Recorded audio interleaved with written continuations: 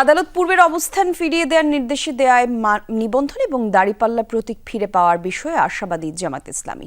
দুপুরে নিবন্ধন এবং প্রতীক ফিরে পেতে প্রধান নির্বাচন কমিশনার এএমএম নাসির উদ্দিনের সঙ্গে বৈঠক করেন জামায়াত ইসলামীর নেতারা। দলের সহকারী সেক্রেটারি জেনারেল ও সাবেক এমপি AHM হামিদুর রহমানের আজাদের নেতৃত্বে 6 সদস্যের প্রতিনিধি দল বৈঠকে অংশ নেন। গতকাল জামায়াতের নিবন্ধন অবৈধ ঘোষণা করে 2013 সালের হাইকোর্ট দেওয়াকে রায়কে বাতিল করেন সুপ্রিম কোর্টের আপিল বিভাগ। এতে দলটির নিবন্ধন ফিরে পাওয়ার পথ সুগম হয়। গতকাল সন্ধ্যায় আপিল বিভাগের আদেশের কপি ইসিতে পৌঁছায়।